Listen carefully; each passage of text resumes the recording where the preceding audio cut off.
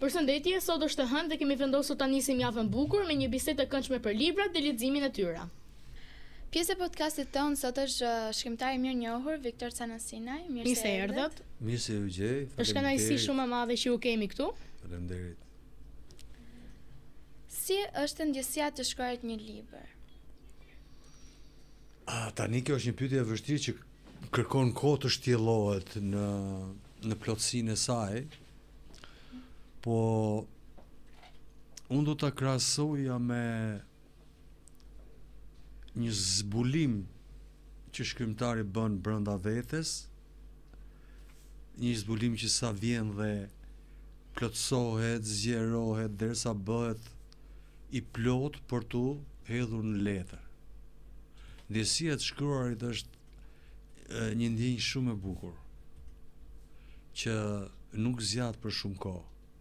Pra, periudha e frymëzimit që ti ulesh çdo mëngjes dhe shkruan, mund të shkojë 2 muaj, 3 muaj, 4 muaj, dhe është normalisht në jetën e shkrimtarit është pjesa më e bukur.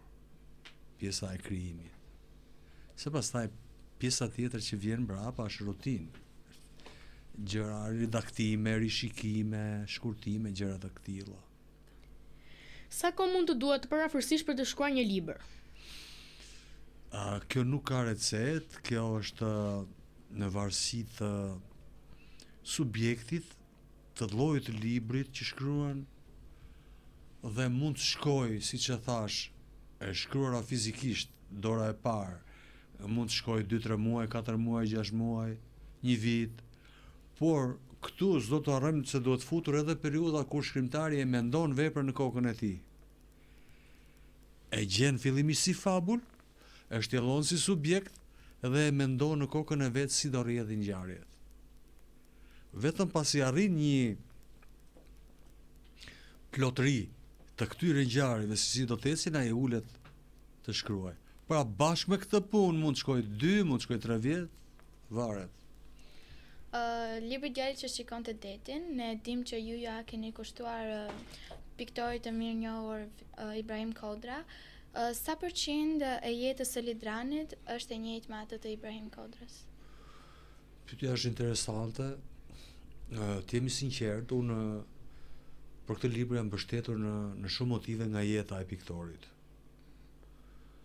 Por kjo nuk do të thotë as pak që unë aty kam bërë një biografi. E gjitha është rrjedhim artistik. Më kupton? Po.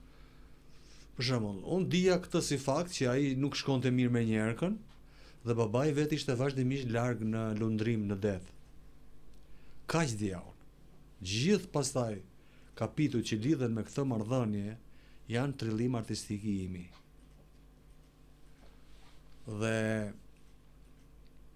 fakti që edhe personazhi ka një emër të trilluar artistikisht tregon që bëhet fjalë për një vepër letrare, jo për një letërsi dokumentare. Më kupton? Po. A keni takuar ndonjëherë personalisht Ibrahim Kodran? E kam parë nga larg, jo, kështu nga afër se kam takuar, po kam qenë në dijeni, që kur kam qenë adoleshent, kam qenë në dijeni të veprës së tij në vitet 70. Sepse njihja një regjisor teatri i cili e kishte njeriu në vet Ibrahimi dhe më kishte treguar që është një piktor i famshëm me origjinë nga Ishmi i Durrësit, i cili jeton në Itali dhe ka vlerësime në mbar Europën, në mbar botën. Kaq dija. Ai ka ardhur për herë të parë në Shqipëri, mos gabofsha, ka ardhur një herë në kohën e komunizmit, pastaj ka ardhur në 93 ose 94. E kam parë në lajme në televizor kështu, jo, në afër, jo. Në klasë kemi bërë shumë diskutime për emrin Lidran. Dhe ne kemi gjetur një kuptim të emrit, por çfarë kuptimi ka? Ai është një emër i shpikur, vjen nga një emër i lirë, Lidra. Lydra shkruhet, por shqiptohet Lidra. Unë e kam mashkullorizuar, e kam bërë Lidran. Version si me thonë bardhosh. Femrore, mashkullor.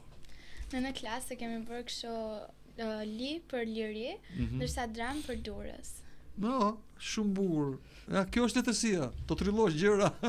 Mos më kishë shkuar me mendja kurrë. Shumë gjë e bukur. A jeni duke shkruar ndonjë libër tjetër në këto ditë? Tani do të nxjerr një sekret që lidhet me një nga veprat e mia më të rëndësishme të jetës sime, romanin Meryll. Pas botimit të pjesës së dytë pandashmërisht Meryll, jam duke shkruar pjesën e tretë. Një grua me emrin Meryll, të cilin do ta bëj gati jo për këtë panair, them unë me mendjen time, por për vitin tjetër, për panairin e 2026-s. Shikojmë tani se si do rrjedhin ngjarjet. Unë kur kam lexuar Meryllin për herë të parë, më ka pëlqyer shumë dhe më ka goditur shumë në zemër dhe është ndër librat të mi më të preferuar dhe si një fanse e zjarrt kam marrë edhe librin e dytë përjetësisht të Meryll. Nuk e kam lexuar akoma, po shpresoj të jetë shumë i mirë sa i pari. Edhe kam të siguroj që shumë i mirë, po ti nuk do ta lexosh derisa të shkosh në klasën e 9. Nuk ta këshilloj. Sepse problematikat, gjërat aty brenda janë për një moshë pak më të madhe. Dakord? Do ta mbash fjalën? Po. Okej. Në cilin nga personazhet që ke shkruar nga librat e tua e ke parë më shumë veten? Ka pasur më shumë nga ty? E kuptoj. Mendoj që është romani Vite Blu, që unë e kam konsideruar si një roman autobiografik. Kam përshkruar aty fëmijërinë dhe adoleshencën time në vitet 60, 70 në qytetin e Durrësit ku unë jam rritur. Ai është më gjithashtu e gjej veten edhe te romani Ëndrat e Anies me Vela, i cili trajton periudhën kur unë kam qenë zënës dhe frymëzimin për këtë roman e kam marrë nga një shoku im i klasës, i cili në ato vite u përsekutua politikisht, familjarisht, sa u detyrua të lindte shkollën, të futej në punë për të mbijetuar e kështu me radhë, histori të trishtuara të asaj periudhe. Që është ajo gjëja kaq e rëndësishme që frymëzon një shkrimtar për të nisur një vepër të re? Kjo është pak misterioze, është akoma e pashpjeguar shkencërisht. Se si ndodh, se si ajo fermentohet brenda shkrimtarit dhe pastaj bëhet e gatshme për tu shkruar. Edhe unë vetë ndonjëherë nuk e kuptoj se si ndodh. Po në parim është kjo që shkrimtari fillimisht dëgjon një ngjarje ose e lexon diku këtë ngjarje. Kjo ngjarje e tërheq. Ai mendohet vazhdimisht për to derisa vjen një moment që ai konstaton që kjo vepër është gati për të shkruar. A ka ndonjë recetë sekrete kur ti shkruan një libër? Ndonjë? Po, kur shkruan libra. Ka ndonjë recetë sekrete? Nuk mendoj se ka ndonjë sekret. Sekreti vetëm është të kesh talent dhe të punosh sa më shumë. Të shkruash me frymëzim. Po ulen të shkruash pa frymëzim do dalë gjë e dobët. Kjo është e provuar. A ju kujtohet tregimi apo poezia që e parë që keni shkruar? Më kujtohet, kam qenë kështu në moshën tuaj. Kishim shkollë një rreth letrar dhe shkruanim poezi, tregime të shkurtra. Ja jepnim mësuesës letërsisë, siç keni ju Zysh Silver. Edhe ajo më futi te ky rreth letrar dhe aty filloi aventura letrare. Çfarë mesazhi mund të jepni për fëmijët e moshës tonë që nuk lexojnë libra? Çfarë mesazhi mund të jepni që t'i nxisni ata të lexojnë? Tani unë e kuptoj që ka tipa, ka një kategori njerëzish që nuk para pëlqen të lexojnë. Ju pëlqen televizori, ju pëlqen lojrat elektronike. Edhe unë këtu nuk shikoj në një fatkesi të madhe. Se jo të gjithë njerëzit janë të prirur të lexojnë. Më kupton? Por njeriu në jetën e vet disa libra bazë, disa kryevepra duhet t'i lexojë. Të krijoj një ide xhanum. Pastaj, si do ta provosh ti që të pëlqen apo s'pëlqen leximi dhe letërsia nëse ti nuk e provon një herë? Më kupton? Duhet lexuar një vepër e mirë, një kryevepër letërsisë botërore që ti do të tërheqi dhe ti pastaj të vazhdosh të lexosh. po të ranë një vepër e dobët natyrisht ti nuk do kërkosh më të lexosh. Ktu është roli i madh i mësuesave. Te rekomandimi që ju bëjnë librave për nxënësit e tyre. Ose i atyre nxënësve që lexojnë dhe pastaj ja u rekomandojnë shokëve dhe shoqja. Unë kam një rast fantastik me një lexuesen time nga Gjakova e Kosovës. Që nxënësja e parë që i zbuloi librat e mi në Gjakovë. I mori këtu kur erdhi në plazh, 2-3 për tyre. Edhe ajo ishte një natyrë kështu imponuese. I thot mësuesës, kam sill këto të libra, do t'i bëjmë bisedë letrare. Dhe mësuesja, nga që ishte nxënës e mirë, u pranoi. Edhe rezultoi që librat u pëlqyen, pastaj filluan të lexoheshin nëpërmjet shokëve, nëpërmjet shoqeve, dhe unë gjithë suksesin e librave të mi në Gjakovë ja dedikoj atij njeriu. Tani është studente në Gjermani, kanë kaluar vite, po ajo vazhdon të lexojë librat e mi. Mama pëlqen të lexoj shpesh. Çfarë titull librash do më sugjeroni të lexoja? Tani në radhë parë një herë janë klasikët. Nuk them të gjithë klasikët, po ata nga më të mirët duhen lexuar, për të krijuar dhe një ide se si ka qenë letërsia vite përpara. Pastaj duhet zgjedhësh libra që kanë një nivel gjuhësor të lartë, të mirë, që të mësojnë si të shkruash, të pasurojnë gjuhën tënde. Qëndro larg librave komercial, nuk përfiton asgjë nga këto lloj librash. Janë të mbushur me gallata, me aksion, me ngjarje që i lexon të hënën dhe të martën i ke harruar. Kjo nuk është letërsi, kjo është zbavitje. Dhe që të bish në letërsi të mirë nuk është të fort e lehtë. Më kupton? Do një çik përzgjedhje. Prandaj insistoj që mësuesja ka një detyrë shumë fisnike te rekomandimi që duhet ju bëj juve, që të lexoni këtë libër.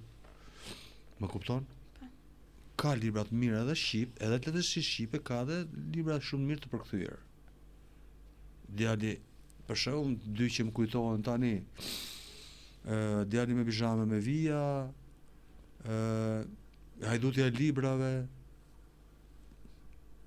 edhe libra të tjerë pak a shumë të kësaj natyre që janë vërtet edukues.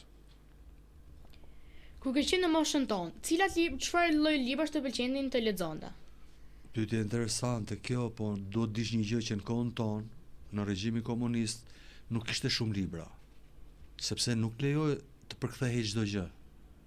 Për shembull, ti do habitesh nëse unë të them që Tom Sawyeri, i cili u botua nga fillimi i viteve 60, u ndalua. Edhe unë gjykoj tani që ai u ndalua thjesht sepse aty ka një skenë ku Tomi pudh bekin në faqe, diçka e tilla. Kjo do të qenë arsye sigurt që e ndaluan. Se quhej kështu katastrofë, domethënë, po të ndodhte. Dhe ai ishte lejuar vetëm nga fundi i viteve 80. U rikthye prapë si libër. Por kishte paktën librat e Jules Verne-it ishin pothuajse të gjithë të përkthyer. Për mua mbetet pastaj në libri im më i dashur i asaj periudhe, Djemtë e rrugës Pal. Aq shumë e kam dashur atë libër sa para 15 vjetësh e përktheva nga gjuha italiane me titullin Ushtari i lavdishëm në Meçek. Djemtë e rrugës Pal ka qenë pjesë e projektit tonë gjithashtu dhe ka qenë i preferuari im dhe më pëlqen shumë se si janë të gjithë shokët së bashku, se si janë... E shikon pra që letërsia ka një vlerë të madhe edukuese. Nuk është se lexoj një histori, ai është nga librat që ka 100 sa vjet që është botuar dhe vazhdon të mbetet për shumë kënd i dashur. Pse? Se është motivi i madh i dashurisë për Adheon, që duhet luftuar për ta mbrojtur Adheon. Adheu i atyre fëmijëve ishte ai sheshi i lodrave që donin t'ia merrnin për të bë pallat. Siç po ndodh sot, që kalamajt s'kan ku të luajnë. Se janë bërë gjithë pallate, gjithë. Nga ju pse jeni bërë piktor? Pse keni vendosur të bëheni shkrimtar, m'fal? S'bësh në gabim të madh se aty ja. Nuk vendosa unë asgjë. Ndodhi kështu, unë kisha fillimisht shumë dëshirë për të lexuar. Pastaj kjo dëshirë u konvertua në dëshirë për të shkruar. Provova një herë, dy herë, u pëlqyen. Më kujtohet kam qenë klasë të 8 kur kam fituar një çmim letrar nga Radio Tirana, ai që i vuri vulën. Edhe pastaj vazhdova të shkruaj.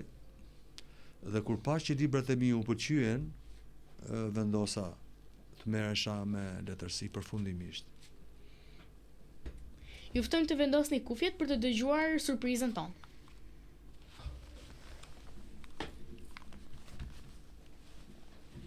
Kishte filluar t'i lëvizte duart të këmbët si qen. Dim të rritur e kishin vënë re vetëm kur kishte dalë në breg. Një kushëri i tij kishte kërcitur një shpull dhe me aq historia që mbyllur. Noti ishte quajtur i mësuar. Pas tërë asaj përvoje me portrete njerëzish, unë nuk e pata të vështirë ta dorëzoja punimin i pari, por profesor Paskali më qëndroi ftohtë. Bashk duhet të flasim ca edhe për anatomin, tha. Duhet të fillosh të mësosh trupin e njeriut. Atë im ka me qenë ai që do ta bëj unë. Shkolla Teknike e Tiranës, aplikata për punë gjatë pushimeve verore. Tu e njoftuan nevojat e atë ton dhe ato të shkollës dhe tu e ditun detyra që më përkasin ndaj tyne, me anë të kësaj letre i premtoj shkollës dhëntimin e shërbimit tim gjatë pushimeve. E zonja e shtëpisë matet të fusë në një gollvat me ujë të nxehtë, por ti kundërshton duke thënë se la është vetë. Rrit gjatë duke u fërkuar me një sapun italian që lëshon një aromë të këndshme. Nuk bën mend kur je pa për herë të fundit në pasqyrë. Ndar qëndron përballë saj i hutuar. Të duket se i e zgjatur dhe koka sikur të zmadhuar. Sytë shikojnë të pikëlluar. U ngjen syve të kujtimit, lypsit të detit. Ndoshta këtë pamje marrin ata djem harrakat që mbathin nga shtëpia, mendon. Tjelli korrikut diqte, ishin nga ato ditë që pleqtë në lisën i quanin zhegu i arabisë, kur gjysma e fshatit ose qa kërgjiste nga vapa, ose mbërthej nga ethjet e malarjes dhe merte pamje lugati. Kjo ka qenë gjithashtu pjesë e projektit tonë dhe secili nxënës ka pasur faqet e tij për të lexuar nga libri Djali që shikonte detin. Fragmenti që dëgjove në kufje ishte pjesë e incizuar nga libri jot Djali që shikonte detin. Secili nga nxënësit ka pasur faqet e caktuara, diku deri tek 10 faqe. Ka qenë gëzim i madh për ne që do bënim një libër të incizuar. E kemi bashkuar të gjithë librin e incizuar, kemi bashkuar në një të vetëm dhe kemi vendosur të adhërojmë bibliotekës së nxënësve që nuk shikojnë, të shkollës së nxënësve që nuk shikojnë, të fëmijëve. Unë ju falenderoj sepse për mua si shkrimtar është një nder i madh që ju keni bërë këtë punë. Mos më kishte shkuar mendja vetë që ta bëja në formë kështu me dëgjim, me zë. Po ja, ju ma morët në kthes, e bët para, edhe unë ju përgëzoj për punën, për lodhjen që keni bërë. Edhe misioni shumë fisnik që t'ja japësh njerëzve që nuk janë në gjendje të lexojnë. Është shumë gjë e mirë. Ju përgëzoj shumë për këtë nisëm dhe mendoj që është diçka që edhe mund të vazhdoj. Kur të jeni të ngeshëm ose gjatë pushimeve verore. Shumë ide e bukur. Ne ishte shumë qef edhe shpresojmë që të vazhdojmë edhe të bëjmë libra të tjerë. Pse jo? Ishte kënaqësi, ishte shumë qef edhe që mos i humbin edhe njerëzit që nuk mund të shikojnë, kanë aftësitë e kufizuara, mos humbin libra kaq të bukur, që neve mundemi të lexojmë, por ata nuk mundem, dhe të jemi një ndihmë për ta sado e vogël. Po, misioni është shumë fisnik. Unë ju falenderoj, keni të drejtat plota mbi librin që t'ja jepni atyre nxënësve. Të mbani dhe për vete në isi dita keni, kujtim, besoj do ta mbani. Po. Ideja e kësaj CD-je mua më ngacmoi për një diçka tjetër, sepse është në interesin tim që libri të promovohet. Te nxënës dhe prindërit që nuk e kanë dëgjuar, nuk e kanë lexuar. Dhe do të sugjeroja që nëse ju bëni një mini panajir në shkollë për libra, të përfshihet edhe CD-ja e këtij romani të shitet me një çmim modest që të kenë mundësi ta marrin të gjithë. Pra është një lloj që në botë është shumë i përhapur. Quhet lexim gjatë udhëtimit. Kur ti ke një rrugë gjatë për të bërë dhe do të dëgjosh s'ke kohë të lexosh, e vë atë CD-n dhe dëgjon romanin, ngjarjet ç'a ndodh në libër. Dhe këtë mund të ketë nxënës ose prindërit që mund të jenë të interesuar ta marrin. Kështu për këtë pjesë keni lejen time që ta bëni, ta përhapni, edhe fitimi pastaj do ta menaxhoni po vetë. Tani nuk do asnjë pjesë, do i mbajmë. Jo, unë dua vetëm një faleminderit kaq. Patjetër, faleminderit. Edhe unë ju falenderoj për punën gjigande që keni bërë. Edhe shpresoj që ta vazhdoni këtë traditë, sa të jeni nxënës të shkolla Dora Distria, që është një nga shkollat më të mira në kryeqytet. Dhe ju përgëzoj. Shumë faleminderit. Ishte kënaqësi që u kishim në podcastin ton. Ju falenderoj shumë. Edhe për mua ishte kënaqësi, sepse të jemi sinqert, për çdo shkrimtar është nder dhe kënaqësi kur takon lexuesit e vet, kur merr opinione për tyre dhe aq më tepër kur merr vlerësime. Se tani shkrimtarët këto vlerësime e mbajnë, kush e mban? Duhet ta kuptoni që është shumë e rëndësishme kjo. Okej, faleminderit dhe besoj do shihemi prapë. Shpresoj që